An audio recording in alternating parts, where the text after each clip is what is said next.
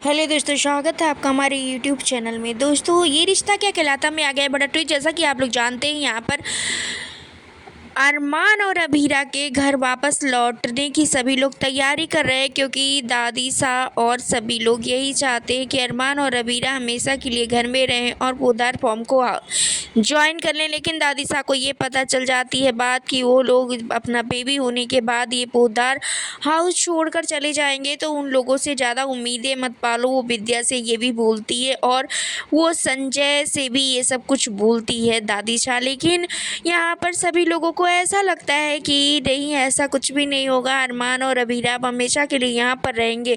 और तभी विद्या आती है और कहती है, बेटा तुम रोहित की सारी जिम्मेदारी ले लो, क्योंकि रोहित भी तो यही चाहता था ना कि तुम पूरे घर की जिम्मेदारी लो। रूही की, पूरे घर वालों की, पोदार फॉर्म की, पोदार हाउस की और पूरे परिवार की जिम्मेदारी तुम लो। यही तो चाहता था ना रोहित।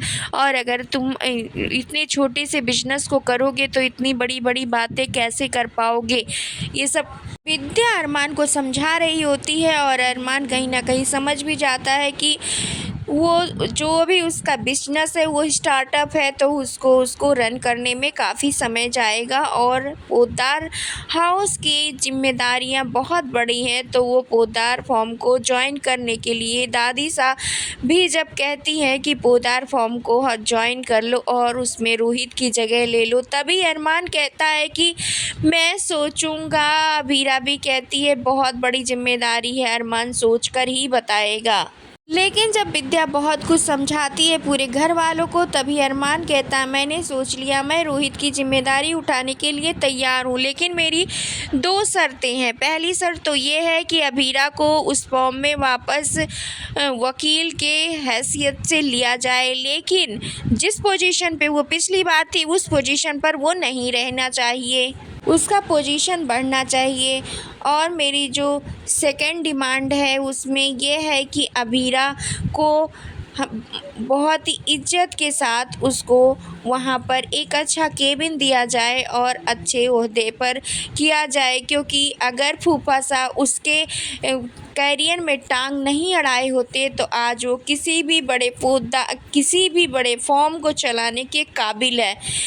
दोस्तों, यहाँ पे दादी साहब मान जाती हैं अरमान की सारी शर्तें और अभीरा को और अरमान को वो मन में ही मन में सोचती हैं कि अरमान तो पोदार फार्म को संभाल ही लेता, लेकिन अगर ये लड़की आ जाएगी तो पोदार फार्म को ऊंचाई की बुलंदियों को छूने से कोई भी नहीं रोक सकता। पूरे घर वाले बहुत ज़्यादा खुश हो जाते हैं। चाचा भी बहुत ज़्यादा अरमान को समझाए होते हैं और वो भी खुश हो जाते हैं। चारू और पूरे घर वाले भी बहुत खुश होते हैं। तभी यहाँ पे क्रिस बोलता है कि भैया, मैं आपका कार का बिजनेस है उसको मैं संभालूंगा। तभी यहाँ पे फूफा सा आते हैं और कहते हैं, बिजनेस को संभालना इतना आसान नहीं है, चलते फिरते बिजनेस को, पोदार फॉर्म को तो तुम कभी संभाल नहीं पाए, चले हो छोटा सा बिजनेस संभालने। जो ये नाच गा के दो पैसे कमा रहे हो ना, वो भी नहीं हो पाएगा। तभी अरमान कहता, मैं किसी का हक नहीं मारता, और अगर तुम में जो टैलेंट है, तुम्हारी जो सैलरी बनती है उससे ज़्यादा ही मैं तुम्हें उसमें सैलरी दूंगा। और खुश हो जाता है क्रिस यहाँ पर कहता है, और मैं बहुत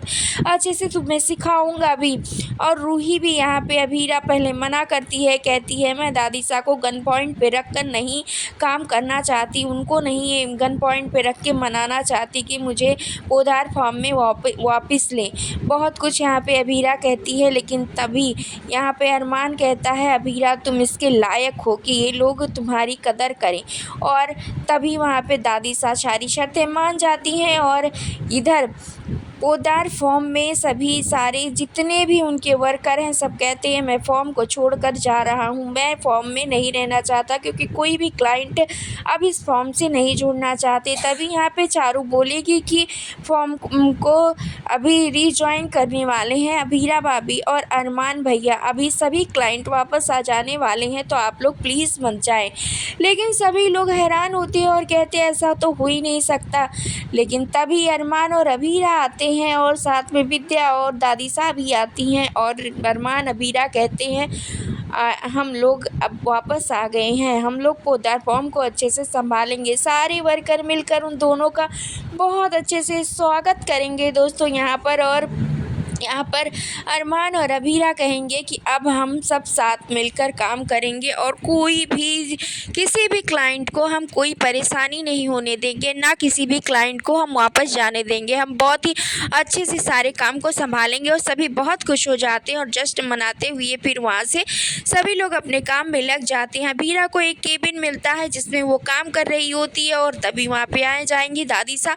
और दादी सा को देखकर अबीरा कहेगी कि मैं नहीं समझ पा रही हूँ कि आप मुझे पोद्दार फार्म में वापस लेने के लिए कैसे मान गई। आप तो, मैं जानती हूँ अरमान के आने से आप खुश हो, लेकिन मेरे आने से आपको तो तकलीफ़ ही हो रही होगी अबीरा।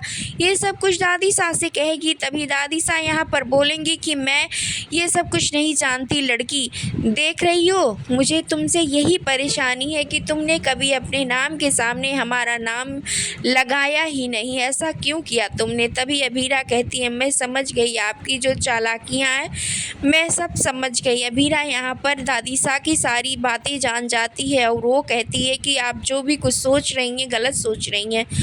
और अबीरा यहाँ तक कह देती है कि अब मैं जो भी काम करूँगी मैं बहुत अच्छे से संभालूँगी। और अरमान से भी वो ये कह देती है कि मैं और तुम एक समय पे एक ही ऑफिस में रहेंगे और एक रहेगा घर पर, क्योंकि घर पर भी रूही और पूरे घर वालों की जिम्मेदारी हमारे ऊपर है। दोस्तों यहाँ पर अबीरा और अरमान दोनों अपनी जिम्मेदारियों को बखूबी संभालने की पूरी कोशिश करेंगे। और अबीरा अरमान से कहेगी कि जब मैं ऑफिस में रहूँगी तब तुम घर में जाकर सबका ध्यान रखोगे, पोद्दार हाउस और पोद्दार और रूही का और हमारी छोटी बेबी का और दक्ष का ध्यान रखोगे।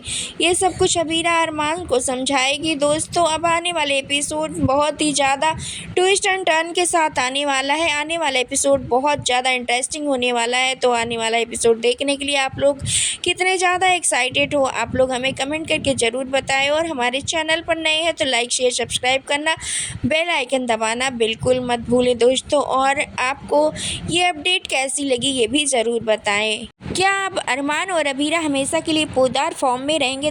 अब दादी सा क्या चलने वाली है नई चाल, देखना सब कुछ बहुत इंटरेस्टिंग होने वाला।